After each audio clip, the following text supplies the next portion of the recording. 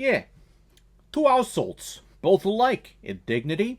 One with some donut holes and one with a cup of coffee. Get it over here so I can start my day. Thank you very much.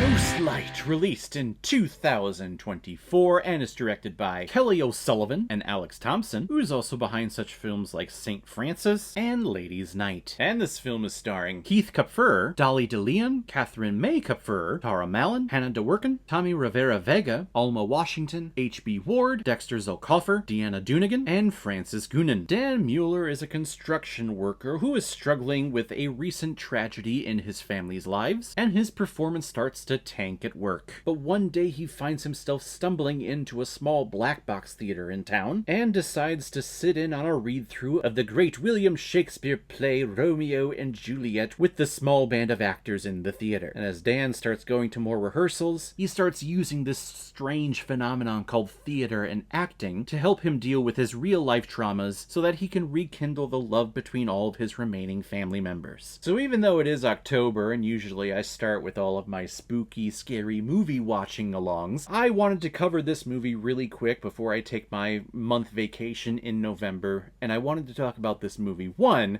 because this is my 1000th movie review that I have released on this channel. I'm freaking crazy. 1000 of these things I have put out. And I am so proud of myself, of my channel, and where it's at, and I'm proud of all of you who have subscribed, and for those of you PayPal donators out there who have supported me and have sent funds my way, just to fund my love of watching and reviewing movies and talking about movies. I can't thank you all enough. It's actually getting me a little teary-eyed, just like this movie did. It got me teary-eyed a lot. Gosh, thank you everyone for 2017. June 4th is when I released my first movie review, and I'm not stopping anytime soon. I love doing this, and thanks to all of you for sticking around for 1000 movie reviews and episodes here. Well, I guess it's not episodes, because I've definitely done a whole bunch of rankings and trailer reactions and discussions, things that I have not included on that number, so gosh, I've done more than 1,000 things on this channel. That's incredible. But as this 1000th review is coming up, I was trying to decide what's the movie that I wanted to be my 1000th movie review. And after watching this movie earlier this year, it kind of clicked with me that this movie has to be my 1000th review, because this movie talks about everything that makes me happy and every passionate thing that I have about the arts, in particular when it comes to theater and acting, and how emotionally satisfying the art of acting and performing can be for you. And this movie is the best movie of the year so far for me. I mean, I haven't seen anything that's topped it since. And this movie came out in public release in June. Like I said, nothing has come close to touching it for me. This is my favorite movie of the year so far. We'll see if it's that way in December when I do my official ranking of all the movies that have come out this year. But if you are a theater major, if you have ever been a part of any theatrical production, whether professionally or whether at your local community theater, and the little theater bug bit you once in your life. Maybe your love for theater faded when you were getting older, or maybe you've always had an interest in joining theater.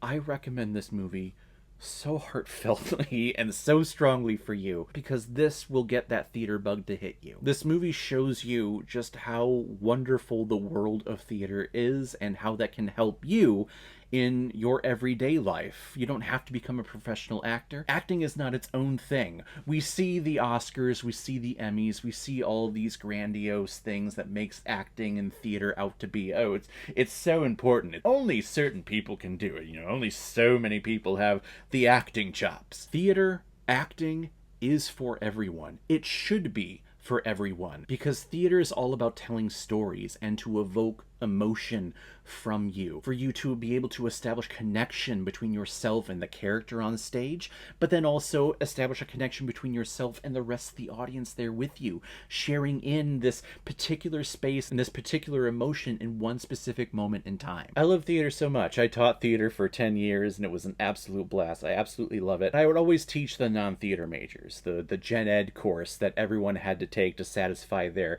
degree for the university. And I would tell my students students, I would rather teach 10,000 of you nursing majors, or physical therapy majors, or engineering majors, people who are not interested in theater at all. I would rather be teaching you than to teach one theater major, because that theater major, they know theater. They know how great it is.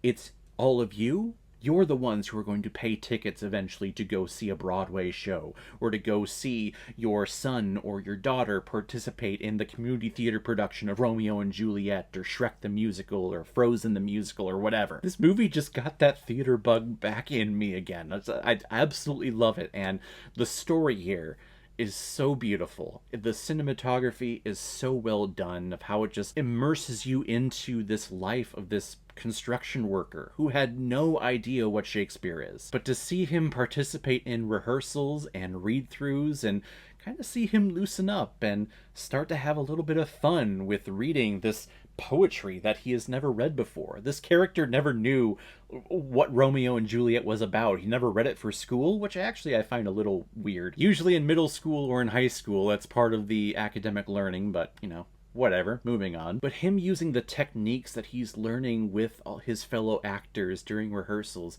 using that to be able to communicate better to his wife, communicate better to his daughter, and for him to kind of self-therapize, which I'm going to make a word, even though I know it's not an actual word, but to help him get through the recent tragedy. And I'm not going to spoil what that tragedy is, but to allow himself to get through it and to understand why and how it happened. Keith Kapfer as Carl, the construction worker, our protagonist of this film, is fantastic. I love this idea of an everyman with a regular, normal, average job that he goes to. Construction workers, they're all over the place. You don't see a lot of actors everywhere. But for him to kind of allow himself this new world. And also Dolly De Leon, who plays Rita, she's the big actress of this troupe. She's the one who wants to get this Romeo and Juliet thing off the ground. She's actually cast as Juliet originally. But the actor who's opposite of her, who's much younger than her, is like, no, she's too old. That can't possibly happen. How many times have you seen Romeo and Juliet, or you've read Romeo and Juliet, and you're like, okay, this is about a couple of teenagers who are so in love with each other, but they've never lived the rest of their lives to figure out, like, okay, you guys are being kind of stupid right now. How many times have you done that? So I love it that this theater troupe in this film decided to go with an older Juliet and an older Romeo eventually. I think it's a really neat and cool twist. I think we should be braver when it comes to our renditions of Shakespeare going forward. Personally, I think. It always puts a smile on my face, too, to see someone experience Shakespeare for the first time.